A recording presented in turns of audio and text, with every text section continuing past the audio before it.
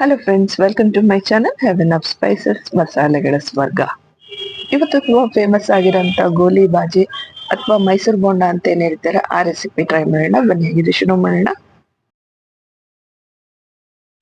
ನಾನಿಲ್ಲಿ 1 ಕಪ್ನಷ್ಟು ಮೊಸರನ್ನ ತಗೊಂಡಿದ್ದೀನಿ. ನೀವು ಬೇಕು ಅಂದ್ರೆ ಮಜ್ಜಿಗೆ ಕೂಡ ಉಪಯೋಗಿಸ್ಬೋದು. ಇದಕ್ಕೆ ರುಚಿಗೆ ತಕ್ಕಷ್ಟು ಉಪ್ಪು ಹಾಕೊಳ್ಳೋಣ. ಹಾಗೆ 1 ಚಮಚದಷ್ಟು ಜೀರಿಗೆ ಹಾಕೊಳ್ಳೋಣ.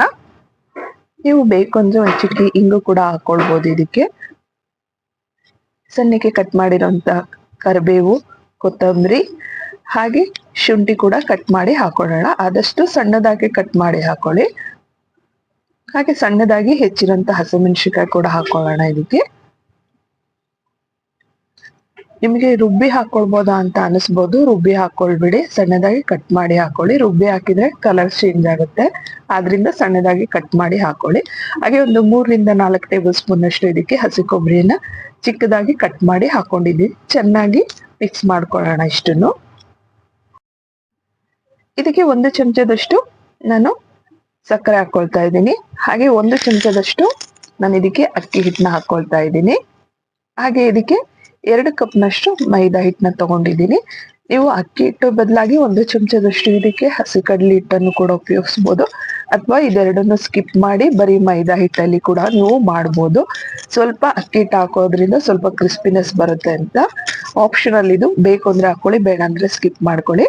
ನೋಡಿ, ಇದು ನಾನು ಮೊಸರು ಯೂಸ್ ಮಾಡಿರೋದ್ರಿಂದ ಗಟ್ಟಿಯಾಗಿದೆ, ಅದರಿಂದ ಸ್ವಲ್ಪ ನೀರು ಹಾಕಿ ಚೆನ್ನಾಗಿ ಮಿಕ್ಸ್ ಮಾಡ್ಕೊಳ್ತಾ ಇದ್ದೀನಿ. ಇದನ್ನ ಒಂದು 10 ನಿಮಿಷ ಚೆನ್ನಾಗಿ ಬೀಟ್ ಮಾಡ್ಕೊಳ್ಳಿ. ನಂತರ ಒಂದು 3 ತಾಸು ಇದನ್ನ ನೆನೆಯೋದಕ್ಕೆ ಬಿಡಿ, ಅಥವಾ ಓವರ್ ನೈಟ್ ಬಿಟ್ರೆ ತುಂಬಾ ಚೆನ್ನಾಗಿ ಬರುತ್ತೆ. ಈಗ ಸ್ವಲ್ಪ ಎಣ್ಣೆ ಹಾಕೊಂಡು 1-2 ಈರುಳ್ಳಿನ ಹುರ್ಕೊಳ್ಳೋಣ. ನಾನಿಲ್ಲಿ ಇವತ್ತು ಕೊಬ್ಬರಿ ಉಪಯೋಗಿಸ್ದೇನೆ ನಾನು ಇದಕ್ಕೆ ಕಾಂಬಿನೇಷನ್ ಆಗಿ ಚಟ್ನಿ ಮಾಡಿ ತೋರಿಸ್ತಾ ಇದ್ದೀನಿ. ಈ ಈರುಳ್ಳಿನ ಚೆನ್ನಾಗಿ ಸ್ವಲ್ಪ ಕಂದು ಬಣ್ಣ, ಅಂದ್ರೆ ತುಂಬಾ ಕಲರ್ ಬರೋದ್ ಬೇಡ, ಜಸ್ಟ್ ಒಂದು ಸ್ವಲ್ಪ ಬೆಂದ್ರೆ ಸಾಕು. ಒಂದು 5 ನಿಮಿಷ ಚೆನ್ನಾಗಿ ಫ್ರೈ ಮಾಡ್ಕೊಳ್ಳಿ. ನಾನಿಲ್ಲಿ ಒಂದು 5-6 ಹಸಿಮೆಣಸಿನಕಾಯಿ ಹಾಕೊಳ್ತಾ ಇದ್ದೀನಿ. ನಿಮಗೆ ಖಾರ ಎಷ್ಟು ಬೇಕು ನೋಡಿ ಹಾಕೊಳ್ಳಿ. ನಿಮಗೆ ಖಾರ ತುಂಬಾ ಜಾಸ್ತಿ ಬೇಕು ಅಂದ್ರೆ ಇನ್ನ ಸ್ವಲ್ಪ ಮೆಣಸಿನಕಾಯಿ ಜಾಸ್ತಿ ಹಾಕೊಳ್ಳಿ. ನಿಮಗೆ ಖಾರ ಕಡಿಮೆ ಬೇಕಂದ್ರೆ ಮೆಣಸಿನಕಾಯಿನ ಇನ್ನು ಕೂಡ ಕಡಿಮೆ ಮಾಡಿ ಹಾಕೊಳ್ಳಿ. ಇದೆರಡು ಸ್ವಲ್ಪ ಹುರಿದ ನಂತರ ನಾವಿದಕ್ಕೆ ಬೇಕಿರೋಂಥ ಪದಾರ್ಥಗಳನ್ನ ಸೇರಿಸ್ತಾ ಹೋಗೋಣ. ಈಗ ನಾನು ಇದಕ್ಕೆ ಸ್ವಲ್ಪ ಶುಂಠಿ ಹಾಗೆ ಕರ್ಬೇವನ್ನ ಹಾಕೊಳ್ತಾ ಇದ್ದೀನಿ. ಒಂದು ಅರ್ಧ ಇಂಚಿನಷ್ಟು ಶುಂಠಿ ಹಾಕೊಂಡಿದ್ದೀನಿ, ಕರ್ಬೇವು ಹಾಕೊಂಡಿದ್ದೀನಿ. ಹಾಗೆ ಸ್ವಲ್ಪ ಹುಣಸೆ ಹಣ್ಣು ಹಾಕೊಂಡಿದ್ದೀನಿ ಇದಕ್ಕೆ. ಹಾಗೆ ಸ್ವಲ್ಪ ಬೆಲ್ಲ ಹಾಕೊಳ್ಳೋಣ. ಸ್ಟವ್ ಆಫ್ ಮಾಡಿದ್ದೀನಿ. ನೀವು ಪುಟಾಣಿ ಬದಲಾಗಿ ಕಡ್ಲಿ ಅಂತ ಏನ್ ಹೇಳ್ತಾರೆ, ಇದ್ರ ಬದಲಾಗಿ ಶೇಂಗಾ ಕೂಡ ಹಾಕೊಳ್ಬೋದು. ಶೇಂಗಾ ಹಾಕೊಳ್ಳೋದಿದ್ರೆ ಮೊದ್ಲೇ ಹುರ್ಕೊಳ್ಳಿ.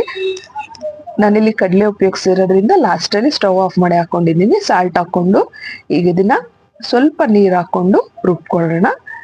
ನಮಗೆ ಗೋಲಿ ಬಾಜಿಗೆ ಬೇಕಾಗಿರೋಂಥ ಚಟ್ನಿ ರೆಡಿ ಆಯ್ತು. ನೋಡಿ, ಸಣ್ಣದಾಗಿ ರುಬ್ಕೊಂಡು ರೆಡಿ ಮಾಡ್ಕೊಳ್ಳೋಣ. ನೀವು ಬೇಕು ಅಂದ್ರೆ ಇದಕ್ಕೆ ಒಗ್ಗರಣೆ ಕೂಡ ಹಾಕೊಳ್ಬೋದು. ನಾನೀಗ ಗೋಲಿ ಬಾಜಿ ಮಾಡೋದಕ್ಕೆ ಎಣ್ಣೆ ಕಾಯಕ್ಕೆ ಇಟ್ಕೊಳ್ತಾ ಇದ್ದೀನಿ. ನೋಡಿ, ಹಿಟ್ಟು ಪೂರ ಒಂದ್ ರಾತ್ರಿ ನೆಂದಿದೆ. ಇದಕ್ಕೆ ಒಂದು 1/4 ಸ್ಪೂನ್ ಅಷ್ಟು ಸೋಡಾ ಹಾಕೊಳ್ಳೋಣ. ಚೆನ್ನಾಗಿ ಇನ್ನೊಂದ್ಸಾರಿ ಮಿಕ್ಸ್ ಮಾಡ್ಕೊಂಡು ಈಗ ಗೋಲಿ ಬಾಜಿನ ಫ್ರೈ ಮಾಡ್ಕೊಳ್ಳೋಣ.